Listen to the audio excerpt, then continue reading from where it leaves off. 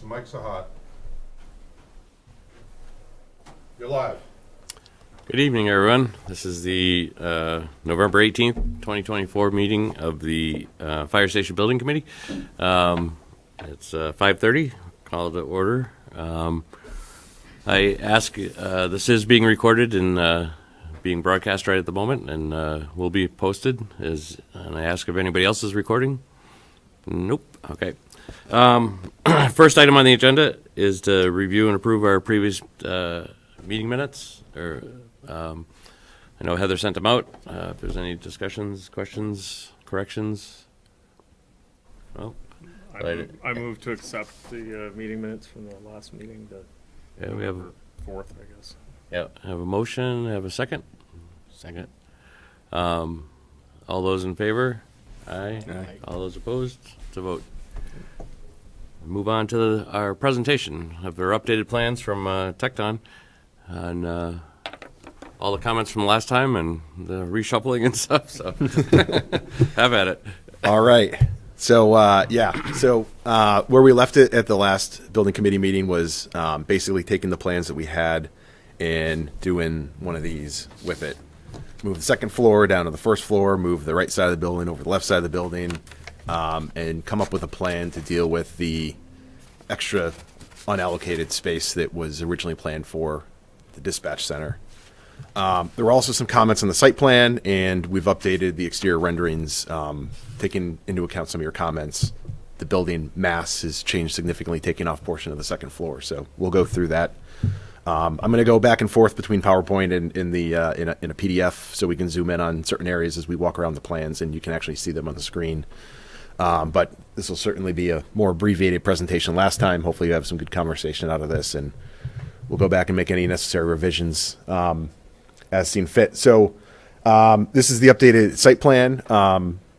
The building form has changed a little bit. We sort of squashed it back a little bit, made it a little bit more compact as we realign some of the programmatic pieces.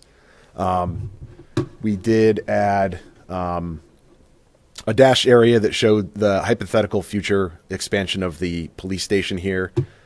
This is based on the program that we had worked out with the PD a few years ago.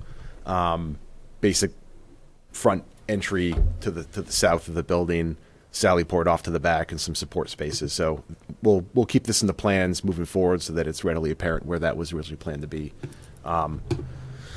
We've also added some sidewalks connecting the Veterans Memorial Plan North, and then created a smaller Firefighters Memorial on the corner here at Route 20.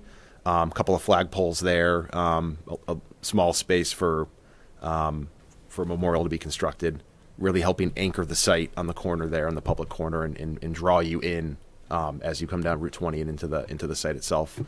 We simplified the circulation a little bit here. You know, we're looking at some of the aerials of what's there now, and trying to pull the queuing back to bring you into the site was creating some complications. And if we just made this a traditional curb cut and brought you right in, makes it a little bit simpler. We also maximized, for the most part, the available parking here, so we were able to gain a total of 71 parking spaces in the front. So that would basically accommodate, you know, all public parking for use of the training room in a larger event. The only thing we lost in the back with this arrangement is by moving some of the program into this section of the building, and we'll get into that in the plans. We lost 4 administrative parking spaces that were right up against the building. There's still 6 there. We could certainly add to it if we wanted to now. We would have to lose those in order to accommodate a future sally port, but that's future discussion and something down the road. Any questions on the site plan? I did notice you shrunk the parking lot to the north there.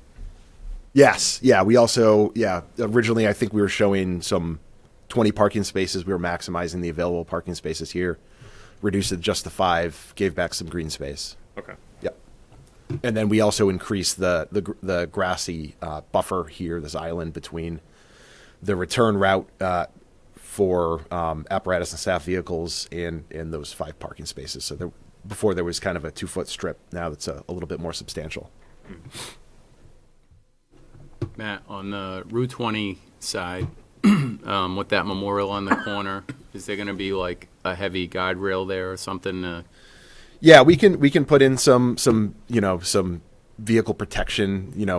Maybe some stone bollards or stone planters. We could do a concrete seating wall or something like that we can dress up with something like that. Something to give a little bit of because you're on a pretty heavily activated road, pretty high speed traffic. So adding some protection. That would be other great. corner has been run over by trucks. Yeah, I don't know multiple if it's the same on that corner, but the other corner for Parking Shop, I mean, the sign lights, everything gets taken out. They've got Jersey barriers there now. It may not be as big a problem coming out of Prospect, making the right to go westbound, but for whatever reason, going westbound on 20, taking a right onto Prospect there to get to Parking Shop and whatnot, they can't I almost seem to. wondered if Mass DOT might rework that whole entry to 20 based on the fire station project and try to help with that, because like you say, that the right-hand side takes a beating. It struggles. Yeah. The other thing we could do is we could leave this a little bit more of like building signage and some planters and plantings and things like that to dress it up, and then we can create a memorial at the front of the building over here in this sort of grassier area, so that you're a little bit off of the main thoroughfare. Yeah. I'm just thinking about things like road salt. Route 20, they lace it with road salt, and if you put some beautiful memorial out there, I just don't know what that'll look like. Sure. I can appreciate it being there, but the traffic and the roadway being right there, I don't know. Okay. Thank you. I mean, if there's enough buffer between the streets and where the, significant part of it is, then I think it's okay. If you've got 3-4 feet, before you put your actual structure or whatever. But yeah, if it's right up against the road, it's going to get run Be over. tough. Yeah. I mean, Chuck's had those boulders. We could save those. Might help. I would suspect we'll have some rock left over on the site. There's a pretty big rock outcropping where we've got the buffer here, so I'm envisioning there's going to be a little bit of ledge to be dealt with. So we can save some rock from that for sure.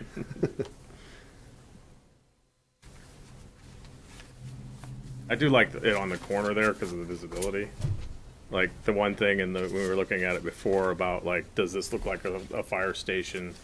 As people drive by, having something right on the corner there with flagpoles and a, sign or a memorial or whatever is gonna be like, this is the fire station. Yeah, you can almost see it like if sort of this half of the circle here is sort of concrete. Concrete walls, or it's dressed up with some brick or something like that, and then the memorial sort of facing this way. We can put some signage on the back side of that. Yeah. The bit of Veterans Park on the 1220, that has a retaining wall around it, doesn't it? One of those parks does. I don't remember which one now. Same idea, right? It's like a stone wall is the sort of the front of it. Small one in the front. Yeah, yeah.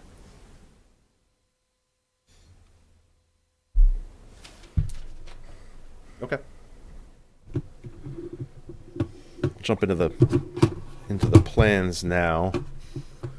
So just quick overview on the plans. So looking at the ground floor here, basically from the sort of transition zones back, we haven't changed too much, but there's been some minor tweaks. But for the most part, the big moves from the public entry coming in to the lobby, training room, fitness, administration to the right of the plan, and then your bay support spaces and the apparatus bays plan north. And then the second floor, that's where we move the living quarters up above. So your bunks and day and living room, day room and kitchen and all that. I'll jump into a PDF just so we can zoom in a little closer. So this is the ground floor plan. So coming into the main vestibule here, again, directly off of that is your EMS walk-off room for triage any walk-ins that have medical emergencies. Coming through the vestibule, you come into a larger lobby than we were showing before. The one we had originally was fairly modest. This can be a 2-story height space which would actually help with the day room and kitchen area and all that, and bring some natural daylight down into that space. Elevator machine room and elevator, and then a couple of public restrooms right off of the lobby. Off to the left, this is the Emergency Operations Center and Training Room. That's supported by kitchenette, supply closet. There's an AV room that'll have a AV rack in there and switchboard for broadcasting. Furniture storage, and an EOC conference room for breakouts. And that has its own EOC storage. It's going to have radios, laptops, things like that for when they activate the EOC. To the north of that is the fitness room. This is configured such that if there ever was a police station constructed here, that it would be able to connect to here to have shared access to the training room as well as the fitness room. It also allows for after hours access directly into the fitness room rather than having to come in through the building. So we can create a security sequence that allows this to be used after hours by other departments as needed. Just to the north of the lobby is sort of the staff lobby. So they'd be coming in from the back under a stair. This is sort of an open stair scheme up to the living quarters. Down through the administrative offices here, we've got our main admin space with reception window into the lobby. The EMS coordinator's office is right next to the EMS walk-off space. Then we have the lieutenant's office, captain's. That's a shared meeting room between the captain and the deputy chief, and then the chief's office is right above that. We've got our shared fire prevention office here, training office, storage, IT room, a couple of restrooms, small storage closet, and then the administrative conference room. Some of the changes to the support spaces here, in our conversation we had at the last building committee meeting, the chief was talking about the desire to have more of a decontamination sequence rather than just gross decon. A lot of fire stations will have a gross decon. So that's basically just like a spray down shower, and then you drop your gear, it goes into the gear extractor and dryer, and then you just move back on into the building and go into your regular locker and shower rooms. This is a little bit more robust of a decon, so that you're really cleaning yourself well before you're going into the clean side of the building, making sure you're getting all those carcinogens, not just off your gear, but off your person as well. So the sequence would work as you come into the building from a response. You'd come into the main decon room with your gross decon area here, which is basically just a roll-in shower, gear washer, dryer here. From there, you proceed into a small locker room that would have a wall of smaller 3-tier lockers with just an extra set of clothes in there. And then you can go into a male or female decon room that has a sink and a shower. So sort of wash out your gear, clean your gear, then wash your person, and then you're off into the clean side of the building. Matt, just a quick question. Are there toilets in those shower areas? There are not. There's a separate dirty side toilet room on the bays. We didn't put toilets in here. We could add them. I guess I'm just thinking, like, when you come back from a call, you kind of got to take care of business, and if you have to walk across the way, if it's possible to put it in the same area, Yep. that would, that avoids people from using other areas of the building. Sure. Yeah, we actually the turnout gear room is a little oversized, so we could steal a little space out of the gear room and give it over to the decon rooms. They're not large enough right now to get a toilet in there, but we can get a toilet in there by taking a little bit of space next door.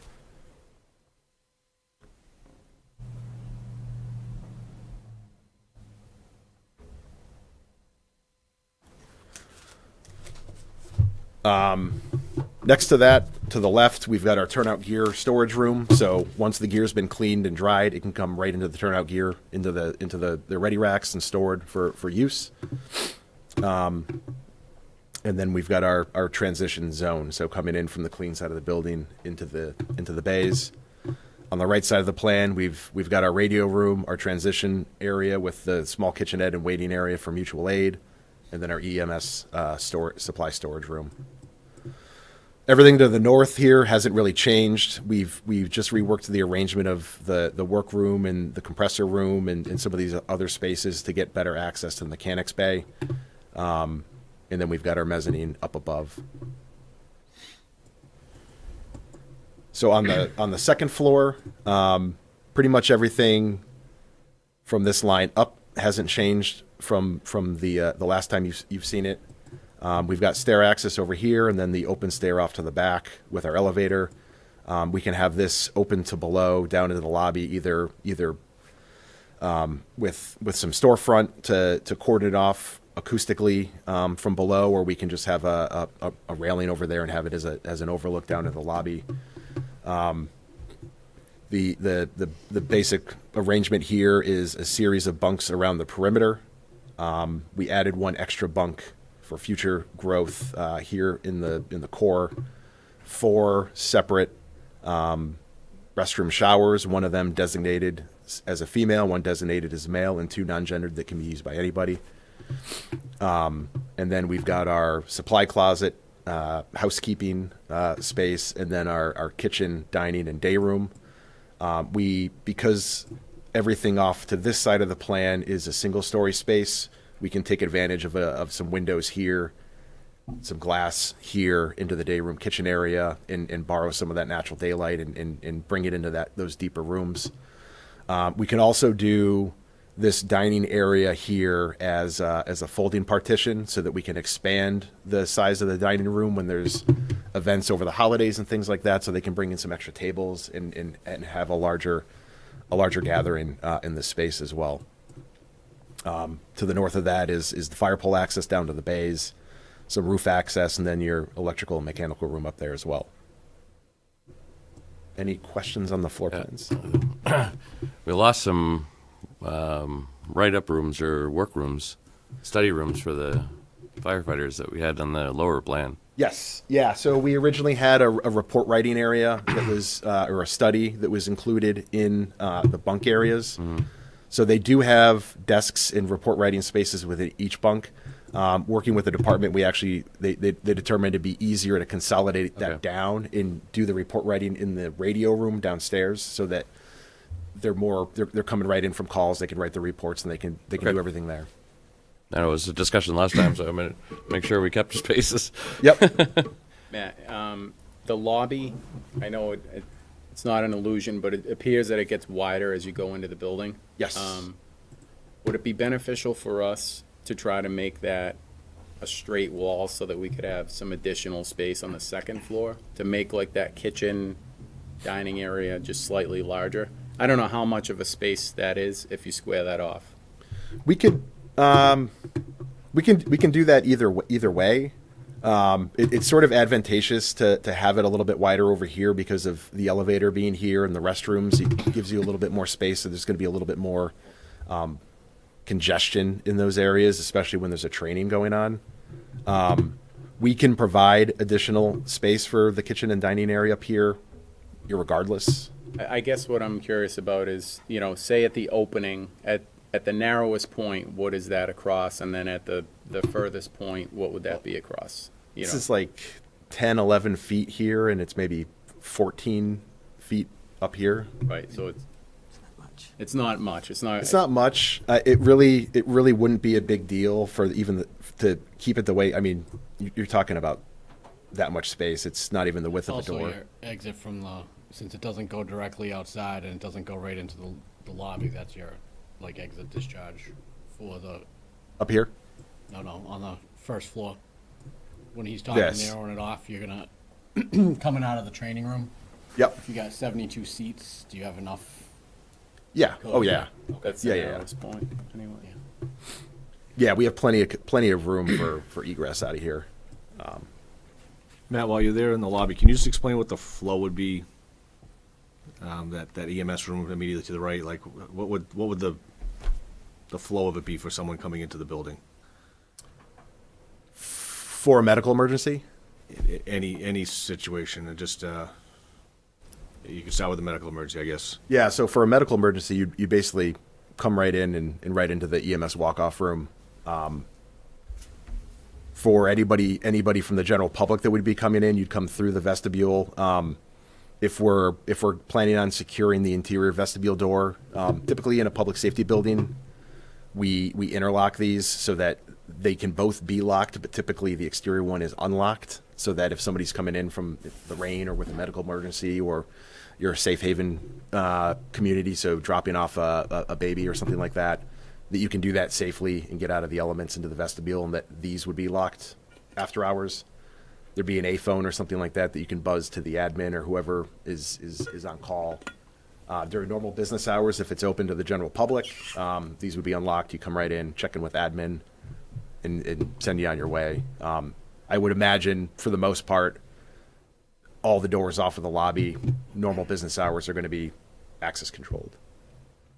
You would be, after hours, be able to control access, even elevator, be able to shut everything down, just so if the, Yep. We could put keycard access on the elevator. You could typically control everything through an IP addressed security system. So somebody from the fire department could monitor that and change it through a workstation, as long as they have the licensing software. You could probably time it out even, couldn't you? So that at 4 o'clock, things lock down to a different Yep. thing than during the day. Yeah, absolutely. So, one of the things that I was thinking about leading up to this was flex space.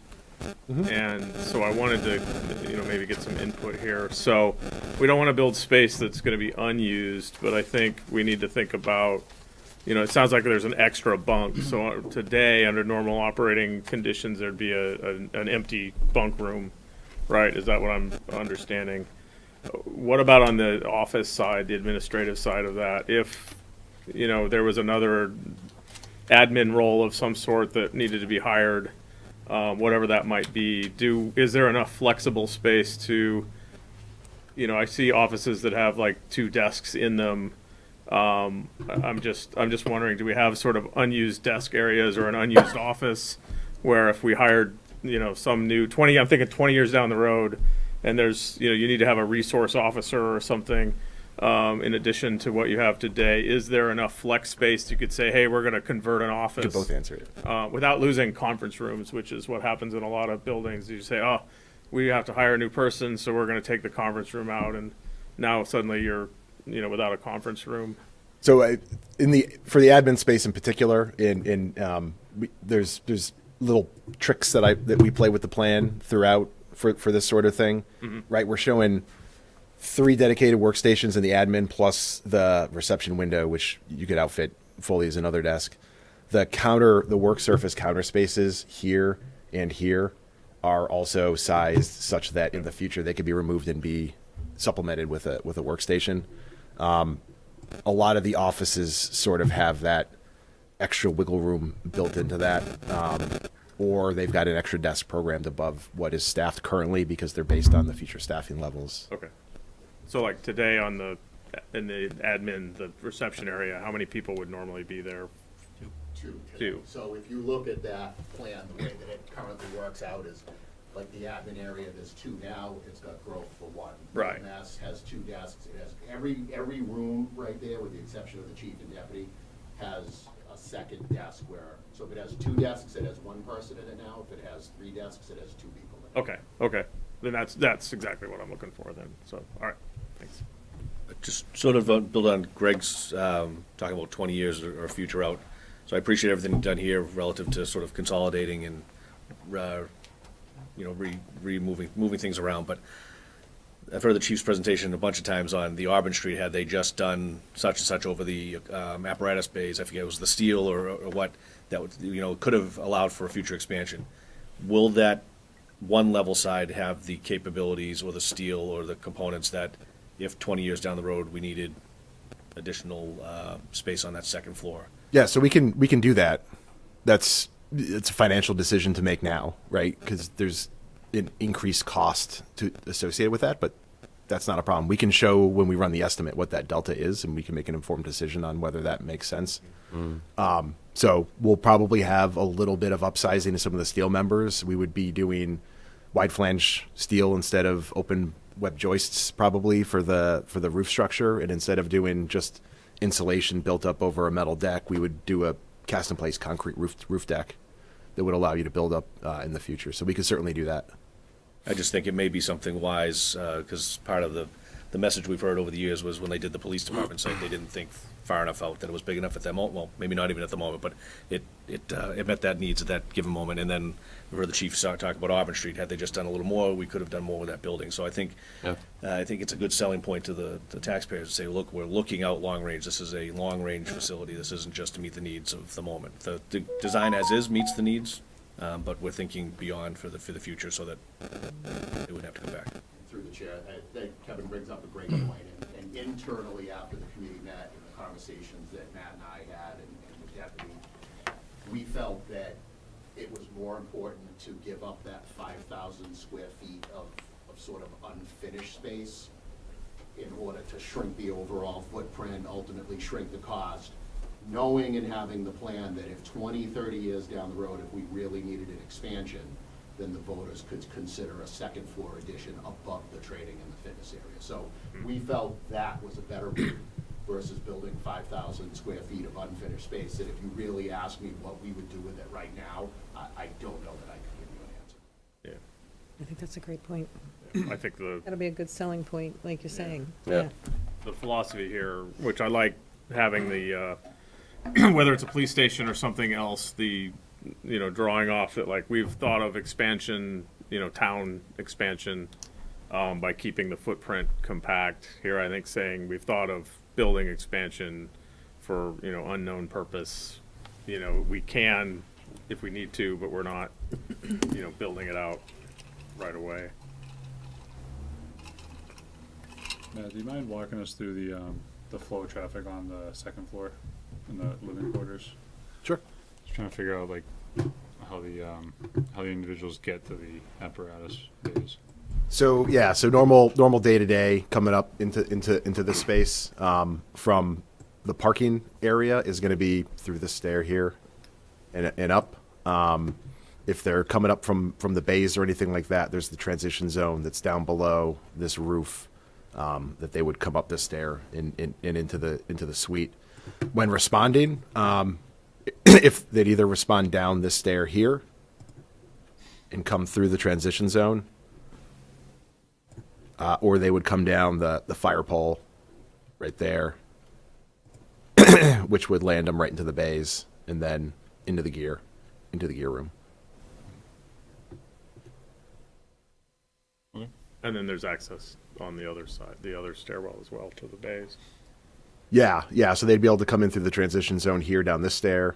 If they're coming from the parking lot or responding from the exterior, they can come through this door right into the bays as well. Multiple points of access.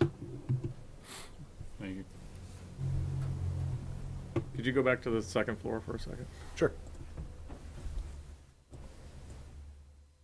Okay, so if we wanted to take advantage eventually of building on the second floor there, the access would be through through that area there. Okay. Yep. Currently, that door just goes out on the roof? Exactly. Just a question, Matt, circling back to that concrete deck you mentioned. That being exposed to elements, say, for 20, 30 years, is that going to be an issue? No, it'll still have a roof on it. Okay, So- so there'll be so- a roof over it? Yeah, so typical like a so flat let's take roof, the you would roof just off. have metal deck and then it's like insulation and then a roof membrane, Okay. some other stuff in there too. But this would basically be metal deck, concrete, and then all those roof layers on top of that. Oh, okay. Thank you. Yep.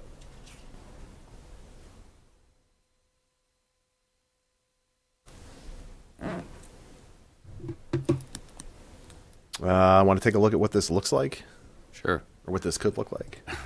So I'm gonna caveat this. So when we talked about this last time, we had talked about maintaining a flat roof on the bays, gable end on the south portion of the plan, and then sort of brick and stuff on the lower levels, and then maybe some ground face or something like that on the back to reduce some cost. So we didn't really render too much of the back, so you won't really see that. But I'll caveat it and say when we took the second floor component away from here, the proportions just don't work for a gable end. It just didn't make sense.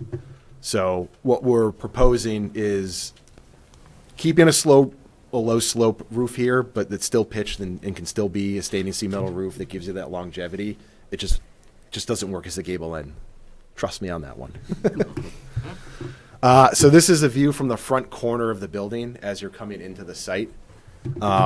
So what you're seeing here is sort of a cantilevered low slope roof structure that sort of extends out over the front entry and then kind of wraps down over where the main vestibule would be.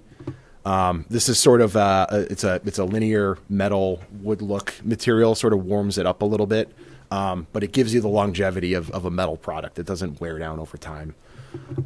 Red brick, traditional red brick. It's rendering a little pink here, but more of a New England traditional red brick blend is what we would envision there. Down along the base course, we could do this. This is also brick, but it's just sort of, we're just stepping every other course in and out by 1/2 of an inch just to give a little bit of shadow, a little bit of depth, breaks that facade up a little bit more. And then infill in between the windows here. This could either be a corrugated metal panel, or we can do this out of a black brick or a ground face block. Either one would be appropriate. This is circling around to the apparatus bays, so you can get a little bit more sense of that roof coming down with that sort of a little bit more dramatic overhang at the main entry of the building. The apparatus bays are brick around the apparatus bay doors. We've got a little bit of corrugated metal over those doors with some signage indicating the bay number, and then sort of a dark gray ground face block that would then wrap around the sort of backside. And then this view is sort of down the parking lot, looking back towards the training room. Just continuing that articulation of the stepping brick down at the bottom, the red blend up above it. Taking advantage of some clear story windows here. This being the training room, we can do this with sort of a frosted glass. You can sort of backlight that with some red light so it kind of glows, really stands out as a fire station at night. And behind this in the way tree, there's a series of windows that go down the backside that would help bring that daylight and some views to the exterior into the deeper spaces as well. Where are we in relation in this view? This is the entry right here. That's the main entry. Yeah, and so this is all looking into that 2-story lobby space. So you'd still do that's still a sloped roof there on the west side. This, we can do it as a sloped roof. We can do it as a flat roof. So I think it's rendered here as a low slope roof pitching back this way. Yep.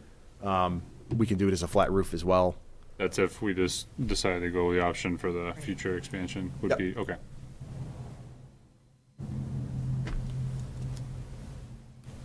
Where do those slope roofs, where does all the ice and stuff slide to on those slope roofs? That seems, where does it go? Yeah, so in these, there's a section of flat roof back here, so they're There's pitching a trapdoor. they're pitching back so that it's not dropping it down onto the public. That is always a problem. So that wouldn't be an issue here. So all of the drains on the flat roof, all of the drains fall in the flat roof section? Yeah. Right there. Yeah. And then we can push that out to the exterior and scupper it into some downspouts, or we can internally drain that through the building.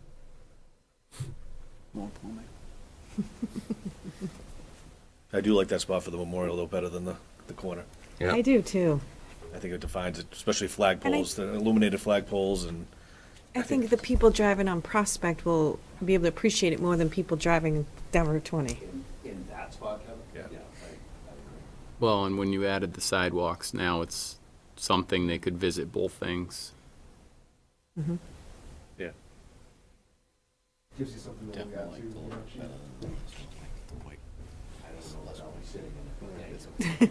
Well, your office will face it. I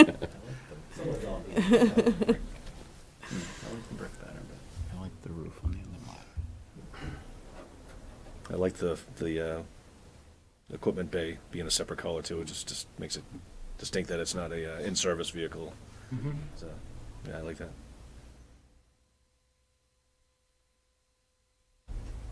So the white spot in the middle, is that the transition zone?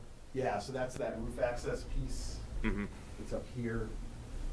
And then this is the radio room in here, so nice Okay. sort of glass box looking out onto the apron. Good visibility. So did you not like the look of the gable end? It just didn't fit, or it's such a small area It now? looks really stubby because it's such a, it's. Because the it's a building box. steps down. Yeah. Yeah, okay. Yeah, it looked very out of place.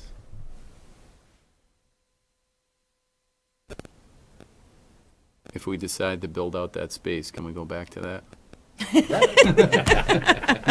Now you're doing the other roof, Sean. Time it nicely with the roof replacement down the road, 25, 40 years down the road, somewhere in there.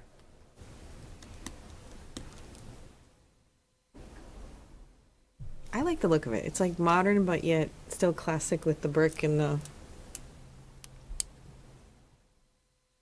Yeah, I think we had a discussion last time, right, about when you park, where's the front entrance gonna be located? I think one of the renderings you showed right there, I think that solves that. Right. Leads everyone right to the main entrance there. Well, and I think changing the parking lot entrance Yeah. helps that too. Before it was kind of, it could be awkward. confusing. Yeah. Well, there was also, because of the gable end, we had a big, like a curtain wall section in there that kind of looked like it should be the entrance or something. Yeah, it was definitely competing for sure. Yeah. Now that's gone away, so it's easier to find it. I like the black with the red versus the white. Yeah.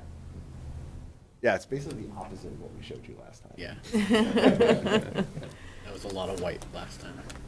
Is that sidewalk right up against the building? It is. It doesn't have to be.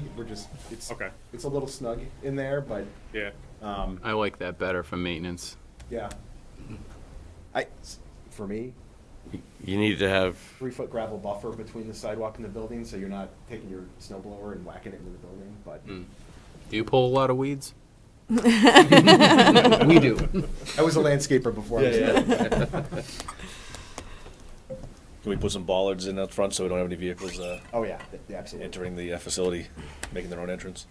Want me to design the whole building in 2 weeks, guys? Come on. Anything we hate. Is there a rear view? Not yet. Okay. That's where you're gonna hate it. Yeah, right. It's going to be highly visible because that's the Dunkin' Donuts drive-through. Yeah, this building has 4 sides for sure. Yeah, Yeah. yeah, we don't care about them. I know. I agree with Heather, it's kind of a good mix of,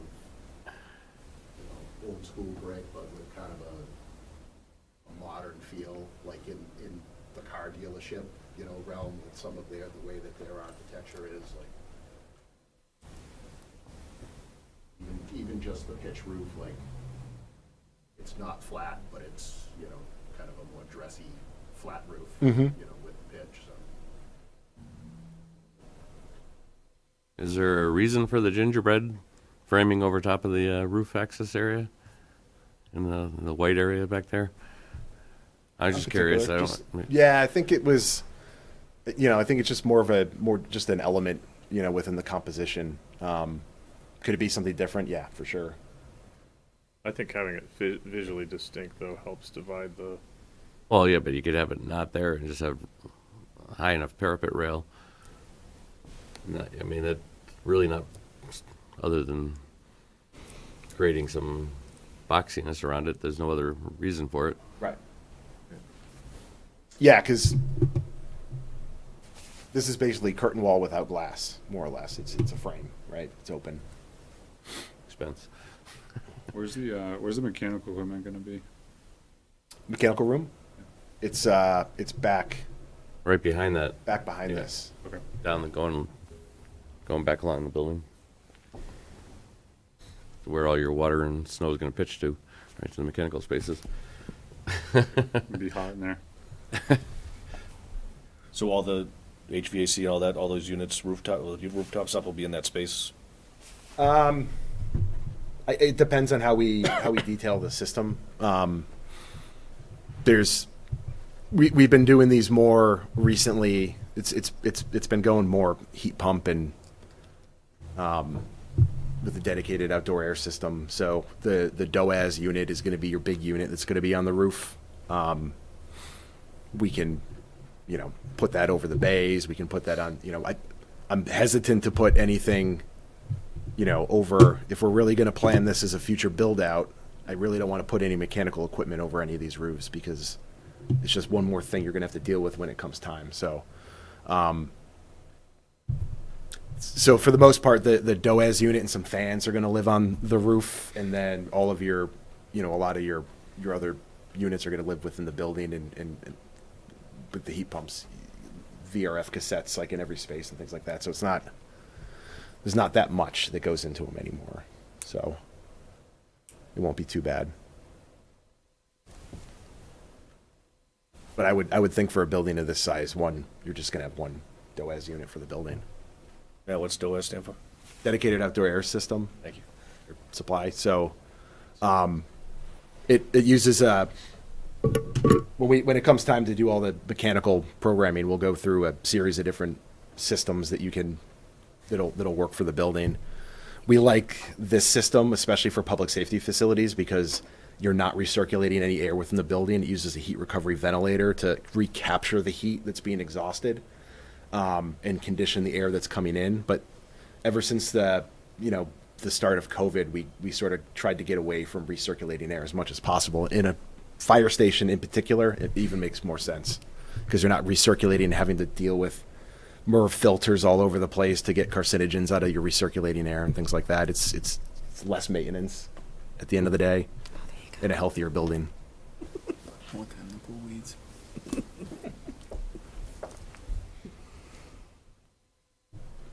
The only aesthetic thing I would think is some sort of signage on that Prospect Street side, just to, even if the big patch was moved out to that corner, or something to identify what the facility is. Just, Just something over the bays.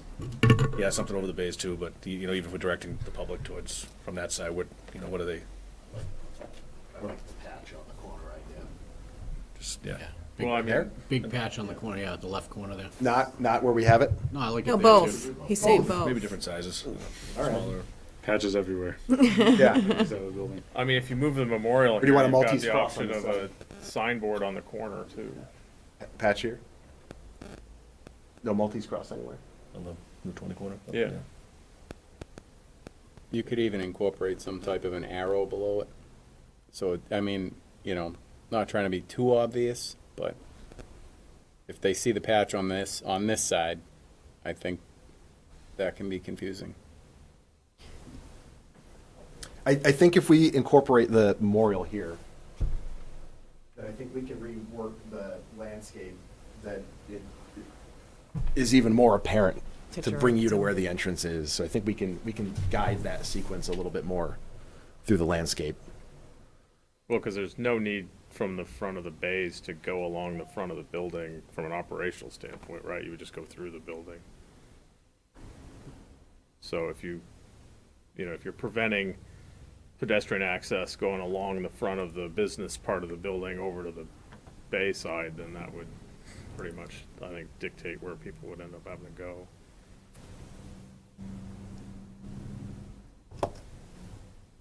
Well, plus you have no parking on this side. Right. Yeah. You just have the aprons for the truck, for the bays, and then you have the big parking lot going down the front, so If they don't see the front entrance right there as they're parking.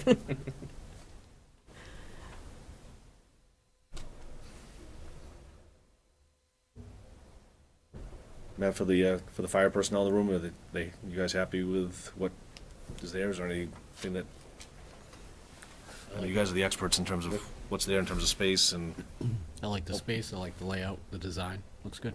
I'm really pleased with the layout. I think the committee feedback was good. I think putting the training room and fitness on the first floor, I think was a game changer in terms of just what that flow is gonna be, especially for public use. And I think it freed up the ability to kind of shrink down that 5,000 square feet, but I think the flow is really good. Matt, did we lose any space in the training room or fitness room? No, in fact, you gained a little bit of space. The other thing that's nice, so the training room is basically the same size. The fitness room, because it's combined with the circulation here, it's actually larger than it's programmed to, because this is sort of, it's added into it a little bit. The other nice thing with it is because we're up against the pavement over here. You know, we can put in some overhead doors into the side of the fitness room here, so they can open it up and on a nice day extend the fitness room out into the parking lot and take advantage of that. So rather than have it on the, it gives them more flexibility on how they do fitness and training down here than if it was on the second floor.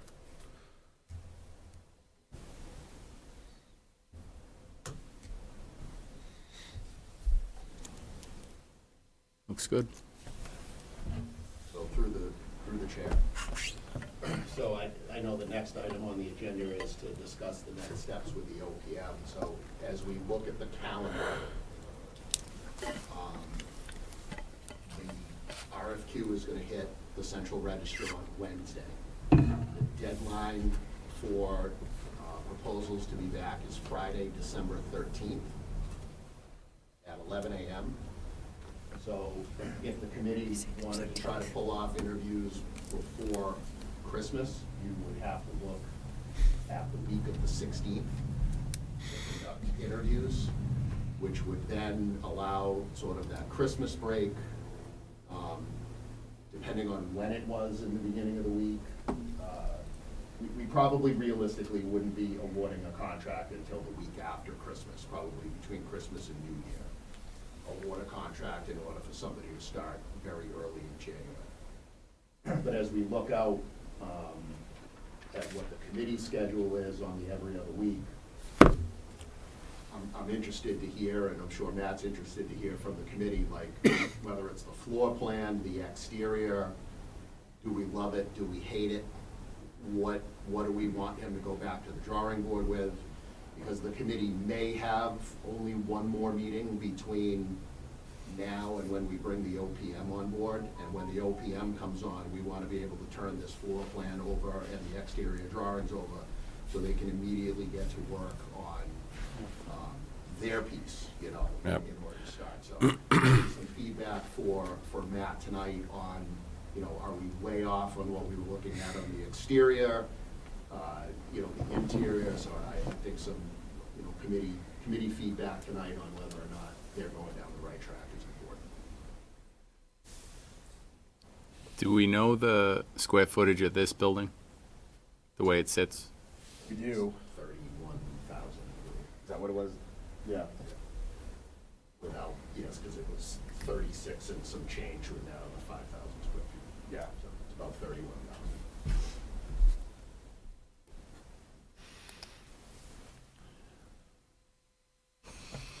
Feels like based on our previous discussion where, you know, minus some of the changes like we talked about, the rear rendering and the signage on Prospect Street, maybe some of the other, you know, the bathrooms, when you come in, feels like we're most of the way there. Yeah. I agree. No, it certainly, we've come a long way because I was never comfortable. I know it's probably more efficient to have the bunks and the ready rooms and stuff on the first floor, but the way this was laying out, it just wasn't, you know, it was right there, all the parking spots were coming right into the bunk rooms and stuff. It just didn't feel right. So I like it I like it better on the second floor. It makes it feel better. I think the whole flow of that whole first floor is good. I think we probably should just assume instead of doing the sloped roof, I would vote just to say, let's, you know, go with the idea that that's build it up so that, you know, put it flat and build it up so it can be used for a second story addition if we wanted to sometime in the future. Doesn't have to be done, but it's an option that's there. Over the training space? Over the training space and, you know, that area.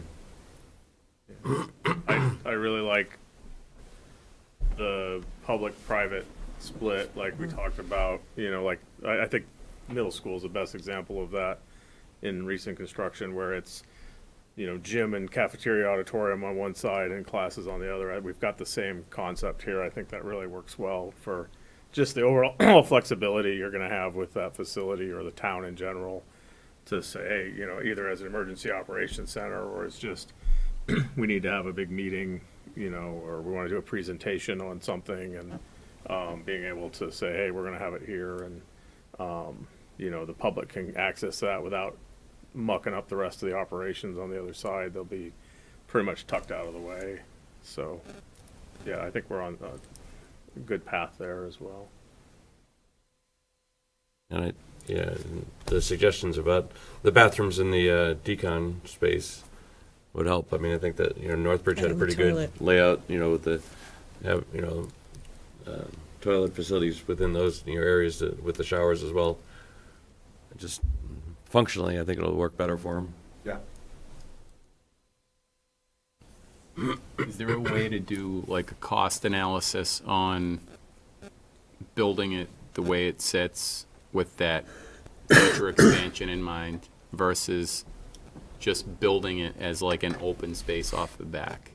Like building it out and just carrying that roof and kind of doing all the heavy work now, even if it remained vacant. I don't know what the jump is to now do a concrete deck We can, in preparation for something that may never happen. when we run the estimate, we can ask that, and get that delta for you.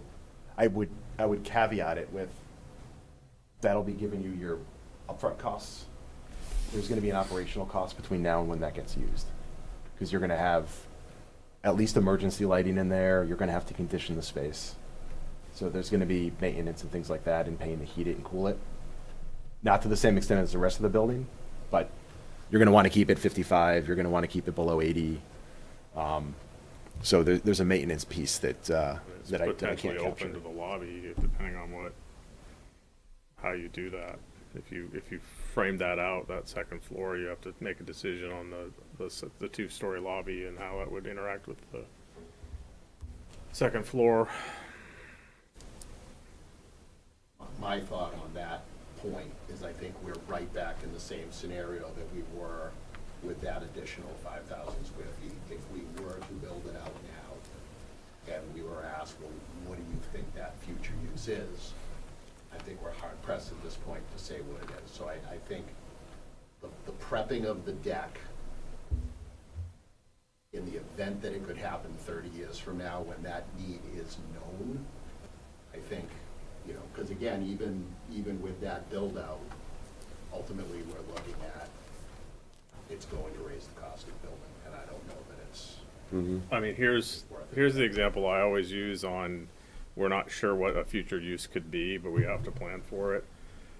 What about firefighting drones? Right? What if 20, 25 years down the road, there's fire suppression drone equipment that you guys are having to operate from somewhere? I think this building gives you the flexibility to, we talk about there might be more staff, there might be, think about, hey, these are the size of two bicycles or an ATV or something maybe. If you have a built-out roof deck, maybe it's a launch pad for firefighting drones, or the top of the apparatus bay might have to, serve that role. And it's, nobody really knows what that's going to look like because it hasn't really been created yet, but I know that thought process is going on, right? It's like, if we could have a drone that we could fly out to a brush fire and put it out straight from the fire You station. already do that now in California. Yeah. They automatically So- launch off the roof. Yeah, so, if that becomes commonplace, that's, a type of future need that you might have, and just to make sure that, this space could support that, or the, Auburn Street space. I was going to say, we got to keep in mind that we do have the Drury Square Yeah. space that now will be relegated as the second station, the West Street station, in terms of duties, so there's extra space over there for future use as well, too. Yeah. But I do think you should build the roof line there with the idea that, hey, at some point, if we do need to, build this out, we're not gonna have to do a major construction operation. Like, we've put the foundation in place, and it's just figuring out how to connect it. Same with what we're doing with the site to the, the side there, if that's a police station 30 years from now, or if it's some other thing we can't think of. Municipal building of some sort, at least we've planned. We don't know what it is yet, but we've, tried to our best ability to put some space there for it.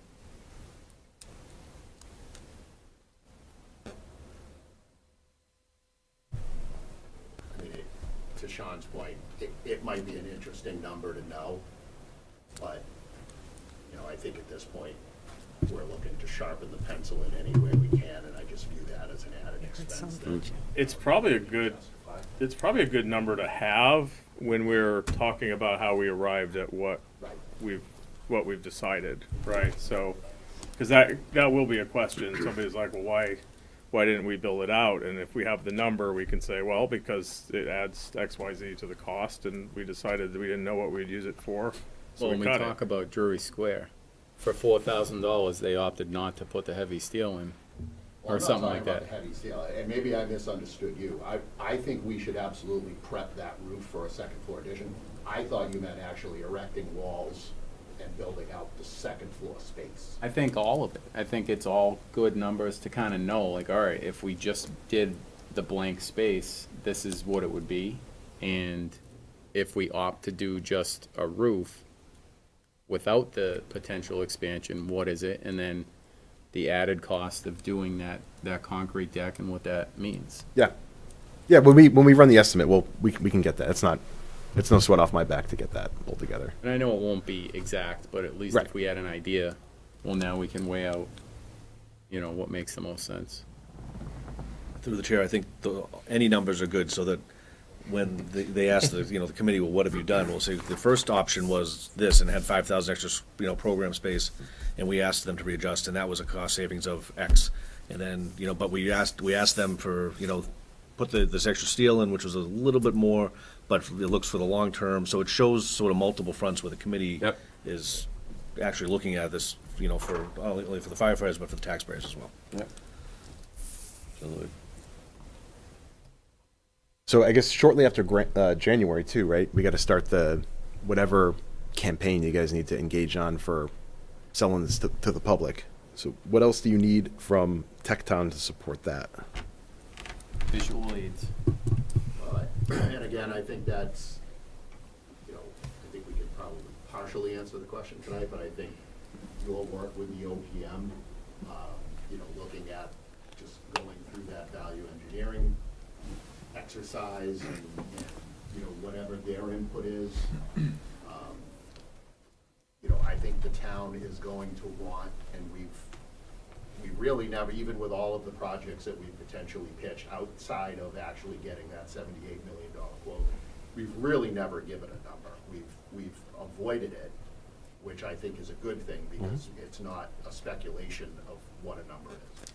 So I think as far as the campaign, I think, between Tecton and the OPM, really trying to give us a realistic kind of cost estimate Yep. of what it is, because I think that's gonna be part of the pitch. Yeah, I mean, I think the visual aids like we had last time, boards, the four-sided view of the interior. I think internally we'll be able to kind of work some PDFs as like some mailers and things like that for either the association or We can help with those the too. union or whoever's gonna fund that campaign. I've had a couple residents approach me about a Friends of, group in order to be able to fund some of that promotional material, so. Do we plan on having any community conversations about this? Yes, I would like to run another series after the first of the year of tours, even if we push the current tour that we did, like when we toured with the committee, push that out through cable access and social media. But I'd like to run some more informational sessions, like at the West Street Station, some public listening sessions. Yeah, I think it's important that we sort of detail the program, right, and get people to understand that, this is what the needs are at a little bit more detailed level, and say, this is what we need, this is what we have, right, and here's the gaps, and here's how we're trying to, solve that in the most cost-effective The way other we thing can. that we could probably do working with Chris and Cable Access is put together a separate video where we talk about the floor plan. So we can like show the floor plan and say, here's what the flow would be, here's what this room does, and then we have training room and this is what we have. So we could probably put together a separate video where, You know, if you're looking at it online, you're looking at this, but someone is talking over it, explaining what the spaces are and why the spaces are there and that kind of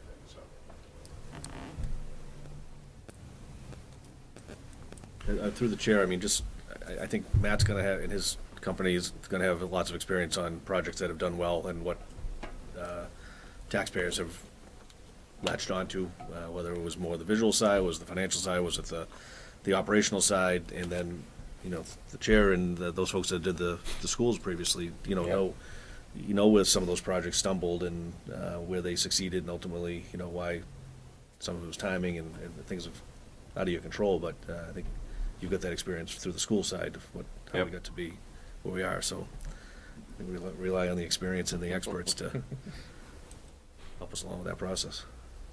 From my experience, the people just want to be heard.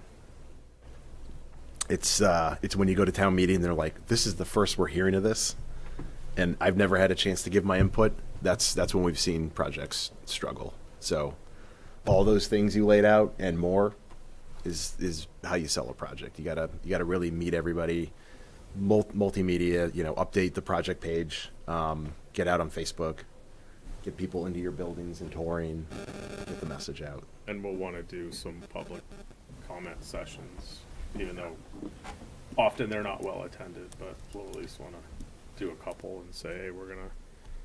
Yeah, and, you know, I agree with Matt. I'd really like to engage town meeting. I mean, there was overwhelming support for the OPM project, so I think that's a good sign that town meeting is at least looking at this as positive, but I would love to engage town meeting some more, and maybe we tie in some of those public listening sessions with a posted town meeting, and, you know, we invite town meeting members, the public, and. Yeah, I mean, and that was the intention of the little presentation I did to town meeting is like, hey, this is what we're doing, and, you know, keeping you up to date on what's going on here. Get ready for this, right? We laid the foundation for expect this stuff to come. And then I do think, I don't know if it's March, I don't know if it's April, but at some point we just invite everybody to the presentation room or something at the high school or, you know, town hall or something and say, here's the boards, here's what we want to do, here's the program. Do you have any questions? I may even You know. engage town meeting members via email in January, Mhm. asking their input on kind of exactly that question that we're talking about is what are your suggestions on how do you see this advertised and pitched and try to, because maybe there's a town meeting member or a few that have an idea that we're not even thinking of right now, that could say, oh geez, that's a great idea, in order to be able to kind of go with that direction. So I mean, think engaging them early is. One thing we could do, we did this with master plan, we did a community survey where we asked what's important to you, and we got a lot of people that said they wanted Trader Joe's to move to town, but I mean, along that lines, it's like, well, there's really three things we're trying to consider here, right? It's the program, it's the cost, it's the operational aspect of it. Like, what's most important, you know, to just residents of the town, right? Do you want us to trim the dollars, or do you want to strike a balance, or is it, you know, do you want to have a town focal point building that everybody says, oh, they got a great fire station? You know, I don't know what that is in general. I think maybe just, you know, doing a survey. We did manage to get quite a few people to fill it out. So, you know, that could be an option too, especially in the January timeframe to get a sense of, like, because ultimately the voters are going to have to say yes or no to whatever we put in front of them. So if we get an overwhelming indication that, like, price is the most important thing to people, then, you know we have to, you know, take that in consideration, and maybe it is you lose the heavier roof, because it's like, I got to find $1 to shave off of this today, or it's, you know, it's not going to get approved. But maybe it's, hey, we want to make sure we're not doing this again in 20 years. So, you know, we want to invest a little bit in the future, and then we say, okay, well, there's a talking point for that. It's like we're planning, you know, a little bit here for the fact that we don't really know what's going to happen 30 years from now, but we should be ready for it. And I don't know, just I think if I go back, we could look at what we did on the community survey there. I think we can pull some ideas out. that's basically just around public, service or fire, fire department, and say, what are you looking for in a department, and what's your views on it, and in terms of this project, like what would you like to see? Do you want to see a memorial? Do you want to see a visual, thing? Do you want a utilitarian building? Do you want, I've had people say, well, it doesn't cost that much to slap up a steel barn and, park some, and things like that. And it's so you want to see like what percentage of people think that way versus, people Yeah. that understand that, hey, a fire station is a different type of building. But Yeah, most people in the public think a fire station is a big parking garage. Right? Yeah. It's a little different than that. But that survey information would be good because then we can tailor our material to respond to those questions. Because if they're going to come back and say, we just want it as cheap as we possibly can, well, we can craft a message on how we've been fiscally responsible through the entire 7 years of this process Yeah. to get them the most cost-effective project for the department. I mean, you look at the program from 2016 that we had originally wrote, and it's not the same as what we're looking at today. It's more modest and more reasonable than it originally was because we've incrementally made those steps. And I think there's a story to tell if cost is the number one thing in the public of how we've gone through that through the previous committee, through you all now. And yeah, we can help out on a number of these different things. We've done multimedia informational sessions where we can pull up like Mentimeter or something like that, if anybody's familiar with that, and do live polling to get some more interactive feedback from communities.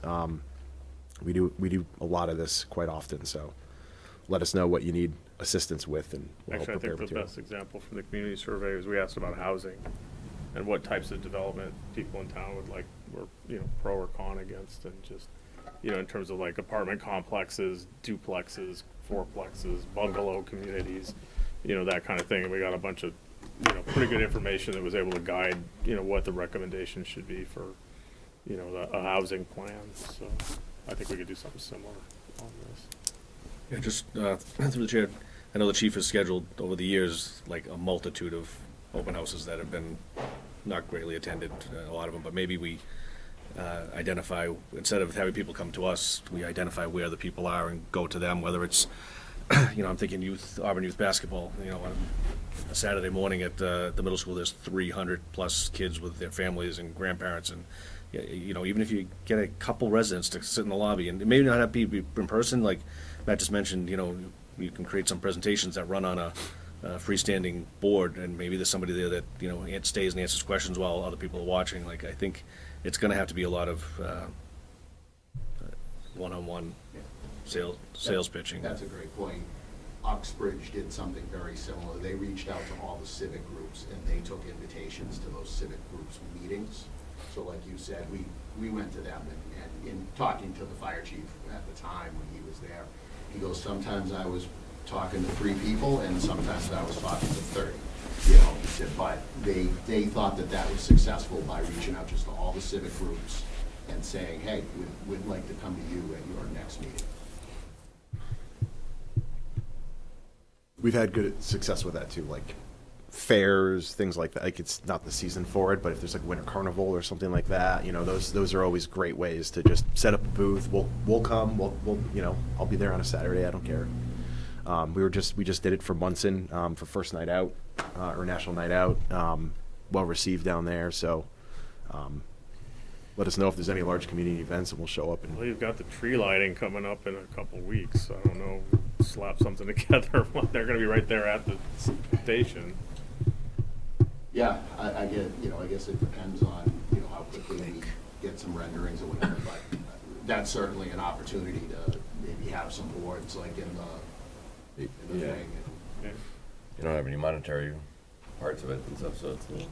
Even if all we those would've- questions, but even yeah. if we were to just show them floor plans and Yeah. a slip of paper, maybe with a QR code on it that links them to the committee's page on the website. Right. So they can go home and just. Get updates. Yep. Hit the QR code, and it brings them to the info that we have on the website at the moment. It's- Actually, that's a pretty good idea at the tree lighting to just say, hey, we're working on this now. We're in progress, but, just to raise a little bit of awareness that we are, in the middle of this and plan to be, having something on the ballot in May, I think is important to start getting everybody to understand that it's gonna be there.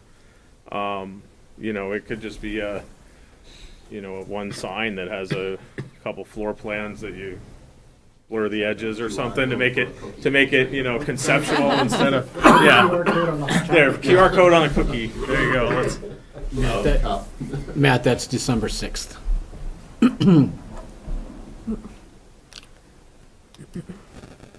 But yeah, it wouldn't have to be anything more than like, this is what we're doing, here's the link to find out more, hope to see you Stay again. tuned, we'll have Stay future, tuned, yeah. future presentations. Yeah, and then you could always put that board up at the Holiday Craft Fair on the 14th, too. There's a lot of people that go through A there. lot of people go through that. Sometimes it's helpful when we do these, if you have a project email address or somewhere where we can get direct messaging on Facebook or something like that someone can receive. We can sort of delete out a frequently asked questions sheet or something like that from there. So that's on our website. So we've created, the committee has a webpage. Okay. And it has probably over 20 frequently asked questions right now. They do have an email address where people can email questions to. So really the next big piece to kind of get on the website is really the floor plan, the exterior renderings, and is that kind of stuff. But it's, as we've moved each week, I've been updating the website with whatever the latest information is. Fire chief and webmaster. No enough to- For December 6th board, do you need the board mounted and all that stuff, or do you just need that PDF file and you guys will get it printed and mounted? No, if you could turn them in, we don't have the capability of. No, we'll just send it that to, size. we'll send it to one of the print houses and just have it delivered to. Okay, yeah, just have it West delivered Street? to the fire station. To headquarters. Headquarters? Yeah. So does the committee want to see the flat roof? Get rid of the pitch and go with a flat roof? It won't look too different than the rendering. it'll just- No, but I just, Yeah. the flat for the training side, but the pitch for the front Right, facing. the flat, just so we can build it with the idea that it's probably gonna become a structural element. I would think I you would be in could, favor of that. I would think you could match that to the apparatus day look. I mean, it's the same idea. That would, Basically, yeah, I think Yeah. that's basically what we're thinking. I'm just asking because whatever renderings we're gonna put out there publicly, even though they may tweak as time goes on, if the committee says, no, we'd like to see the flat roof on the training piece now, I just assume that be in the first rendering that we make public. no, I agree. For the board for the 6th? Yeah. Yeah, what I think we'll do too is, these are a little crisp. We'll put some filter on it in Photoshop, so like a watercolor filter to kind of wash it out a little bit so it doesn't look as, they want to see a work in progress. They don't want to see the finished product without having a chance to. To make it dreamy looking. Yeah, Right? yeah. So you, Well, yeah, rendering a site plan, maybe a little bit of information about the size and what you need or something like that, but we'll workshop something. I'll send it to you. Let me know your thoughts. Their feedbacks usually has nothing to do with the building. It's usually like, why did we put that plant there? Or why is there a grade card? Why isn't there a red card? It was planters last time, wasn't it? It was planters up on, No planters. Almost every time it has nothing to do with the building. One of the biggest criticisms we got out of the public safety building was glass. A lot of negativity about the amount of glass, which, I don't know, I didn't think it was, there were some areas where it probably could have been toned down, but that was probably the biggest criticism. so we have a lot of. Put any glass on the second floor there. Hold off. So people are more a fan of brutalist architecture again? Is that where we're leaning? Yeah, we're gonna refer them to Boston City Hall. Yeah. It's only liked by architects. No one else. One of the guys on our project team actually got married at Boston City Hall just because of the architecture of it. Everyone he knows is like, why would you do that? All right, cool. All right. Thank you very much. Thank you. You. Thank you. So, I know we've covered the next item, the OPM stuff. We didn't really finish that discussion, though. I No, we think. didn't, but Okay. that's what I'm just saying that Yeah. it's, going out, Wednesday. Wednesday. It'll be out public and then, due back by the, December 13th. So that we, looking the next week to try to do the interviews and stuff, which, kind of leads into tentatively next meeting, because I just put it out there 2 weeks from now on the 2nd, but I don't know if there's that much to cover between now and 2 weeks, and whether we just hold off until the week of the 16th and say that we're gonna have a couple, 1 or 2 meetings, maybe, I don't know. Depending on what the interest is, if we can get all the interviews in one night or not. I mean, how long do those typically last? 30 minutes?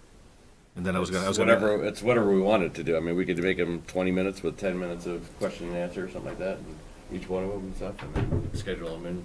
so is, on the interview side, do we have to ask the same questions of both candidates? And is there standard questions we have to So ask? you have to start out with standard questions for each, but depending on their answer, you're able to elaborate based on their answer. But if you interview 3 firms, all 3 firms have to hear the same starting point questions. But again, depending on their answer, that will lead you off into something that you may only talk to that one company about because their answer brought you in that direction. How many, do we have an idea of how many we think we're gonna get for proposals? So, that's a good question. I asked the Charlton Fire Chief, who recently did this, they received 4 OPM proposals when they went out, I don't know, 6 months ago, 7 months ago, they received 4 proposals. So even if we did a half an hour, let's say we got 4, we did a half-hour interview, that's a couple hours worth of interviews. And we can tell them right out of the gate, we can say, we're scheduling you for a half an hour interview to come in, be prepared to, present on the key points of the RFQ. Your interview's a half an hour, and then their presentation is really based around, same thing when we did the architect interviews, we did those 1 hour apiece. Those were a little more involved, but we kept those to 1 hour. Do we have to interview all candidates? No. So, right, so when we get the proposals in, the committee could say to the chair and, or the chair, the vice chair, the committee could give them the authority to only interview the candidates. They have to meet the qualifications in order to be interviewed. So you may have 4 people put in, but only 2 companies may meet the qualifications that are outlined in the RFQ. Therefore, you're really only interviewing 2 companies. If all of the companies meet the qualifications, I would suggest that you interview all companies that meet the qualifications. Do we go through to make sure they meet the qualifications? The town manager. So the Town town manager manager does that. will determine who meets the qualifications, and then he will share that with the committee. So if 2, 3, whatever that number is, you should plan on interviewing those that meet the minimum qualification. So submissions are gonna close the 13th. 11 a.m. on the 13th. So we'll know on that Friday afternoon,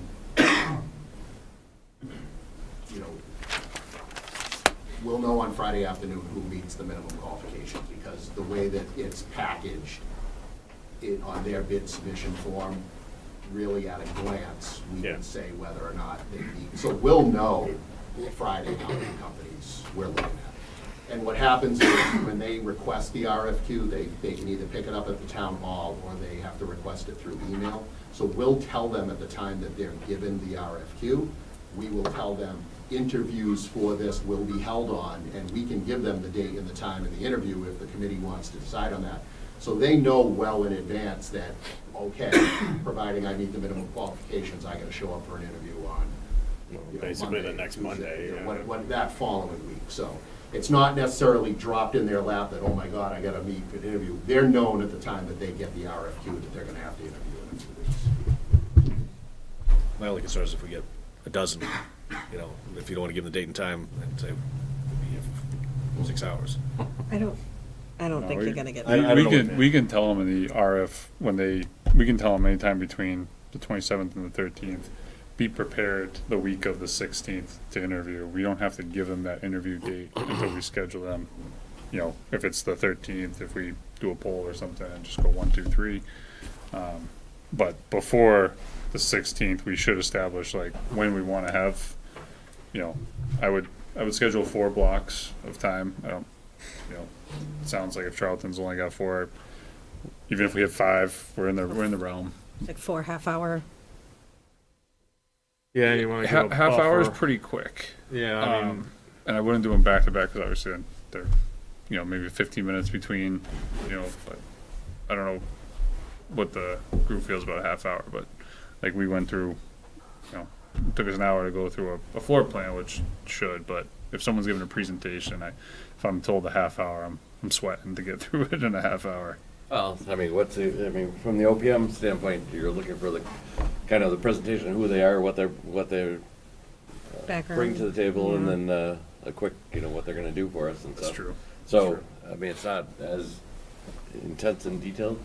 I would think that you know, 20 minutes and then 10-minute question and answer time period or something like that, and then a little break in between. 15 You minutes. scheduled them 45 minutes apart, and you try to keep it to that 30 to 40 minute. Even if someone ends 10 minutes earlier, most likely they've been sitting in the hallway for 15 or 20 minutes anyway, so you're able to kind of stay ahead that way. So even if you schedule them every 45 minutes.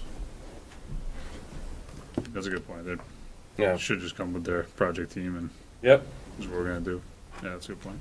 do we know enough tonight to sort of figure that all out and not have to meet until then? Or do we want to have a meeting between now and then to iron all that out? I mean, I don't know what we'll be evaluating necessarily other than, you know, hey, this is what we do. Well, what And then their at some point- experience Yeah, and then at is, some point, and- we'll have to come to a recommendation, right, to say this is the ranked order that we put them in, and then that goes to town management to negotiate with number 1 and work their way down the list until they can come up, you know, with a deal, but What's the potential the date for the interviews? Be the 16th. The week Or of that the- week of the 16th. Monday is the 16th, so it would be any time that week. So do we have to meet between then to establish the questions? I mean, when are we gonna do that? Unless the committee authorized the chair to come up with the questions with the town management. I'd be comfortable having the chair do it. Just personally, I mean, if it's a half hour, I think it's pretty straightforward what the questions should be. I don't think we need to establish that by a committee, but. it's just my- No, I mean, I just Yeah, did, I defer to the people that are in the trades and the projects that, I mean, what did you go through with the school? Those are it was a long time ago. Yeah, it was a long time ago, but the construction manager side of it, they were it was a lot longer. It was a Saturday, and it was 6 hours long, 7 hours, something like that. Of one interview after another. It was quite intense. Was that the OPM though for the actual construction? No, that was the Oh, that was like this? that was the contractor. Oh. The OPM, I'm trying to remember. It wasn't the OPM didn't seem as long. I don't think we had. I mean, we had a bunch, but it wasn't as long. Plus, you had the MSBCA, you know, format that you had to follow anyway and stuff, and go by their rules, and so it kind of stepped you along a little bit easier through these things. When we go to, you know, as a construction manager, when we go to these interviews, been to quite a few, it's the only thing we want to know is if there's a scorecard, right, going through, and if there's not, then sometimes we're told you have 45 minutes, you have 90 minutes, you have an hour, and it's up to us to kind of put that. I'd prefer, going into an interview, that it's just, you have this timeline, you know, here are 3 questions that we want answered, and you have to, at your minimum, you have to answer those 3, and then you have to fit within the time frame. Yep. That's pretty reasonable. Through the chair, if it will help, I can reach out to some of the other projects locally that have hired project managers and see if I can get my hands on their interview questions and share those with you, and that may help build out the questions for you. I think we need a motion Motion to do that, and chair I'm that. not going to as the vice chair, so somebody else has to. I'll make a motion that we authorize the chair to establish a list of interview questions for the OPM interview process. Second. Any discussions on it? My discussion, I would just amend it and say the vice chair as well, just so we have another person involved, if you want, if you can be. Yeah, I can. Okay. Okay. Amend my motion to include the vice chair for, as part of that question establishment. And the second? Second. Any other discussions or questions? If not, all those in favor? Aye. All those opposed? To vote. So, I guess then we probably don't need to have a meeting on the second right now, I don't believe. In 2 weeks, I don't. Yeah, I you mean, really I need- don't think there'd be any discussion. We're not gonna have anything Agreed. from the architect, anything, so, and, so we'll be looking for something during the week of the 16th, and we'll reach out to everybody and let you know. Do we want to go through the availability now between us in the room, or? do we- Yeah, is there any days that are not? Good point.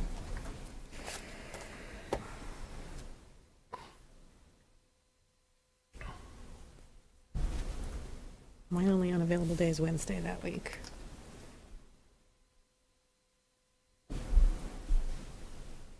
And then what time of day are we thinking for this? If we allocate, for 4, it's gonna be at least an hour and a half, I would figure, 2.5 hours.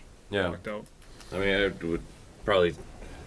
would push for about the same time that we normally meet. I mean, I don't know. The last time, I mean, we're coming up on an hour and a half right now, but we were 3 hours a month ago when we were tearing the plans apart, but hopefully we don't have to do that. We tore it apart in big pieces, though, so it wasn't that bad. It was-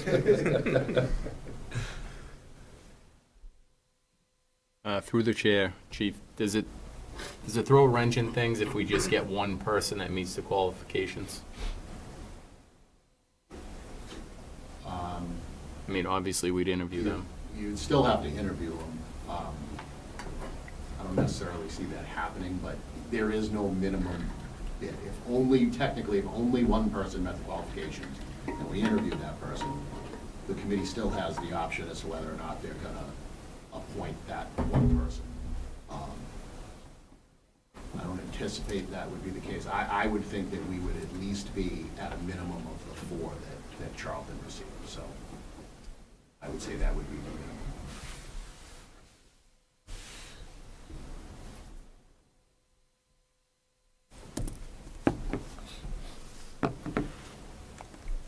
Okay.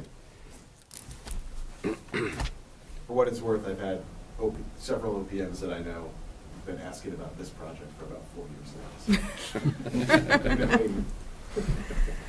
now. Do we want Just do the to pencil Monday. in the 16th? Yeah. That's our normal. That would be the second meeting out, so the 16th would be a normal night anyway. Good with me, it's. That gives us. We can target I think that gives us the opportunity if we need to do some follow-up or something and meet later in the week still before you get into the holiday week, Yep. so. Town manager should be able to advise you if there's a plethora of candidates, right, that we may have to schedule a second date that week. And Yeah. Yeah, he said by Friday afternoon we should know that. Well, I mean, it's in by 11 on Friday, so we'll know right away. earlier too, if 12 people have already taken it out on, the Wednesday before, we know Yeah, Oh, that's a good point. Yeah, they're also, I mean, they're taking it out starting this Wednesday, so we'll know right away. we'll know how many people are taking, grabbing it or. And that would be a committee decision. Hypothetically, let's say there's 8, right? Let's say we get 8. The committee would decide whether or not you want to try to hammer out all 8 on the 16th, or if you want to make the 17th. I think we've already decided. Or you make the 17th an alternate night, and then on that Friday, we know whether or not we're going to do 4 on Monday, 4 on Tuesday, something like that, so. Well, I think we can just sort of plan on that, and we can set the next meeting date at the Monday as a formal action, but we can say, hey, look, if there's more than 4, we'll probably push to 2 days, Right. So it would be Tuesday, the 17th, just for planning purposes, for Yeah. posting and letting them know, so, okay. Yeah. So we'll plan on the 16th, 17th, only if needed. Yeah. Is the room available? We'd have to find out if the room's available. Oh, that's a good point. Yeah, when school committee meetings. Those are School committee Tuesdays. meetings are Wednesdays. Oh, The Wednesdays, sorry. yeah. I'm sorry. I thought they were Tuesdays.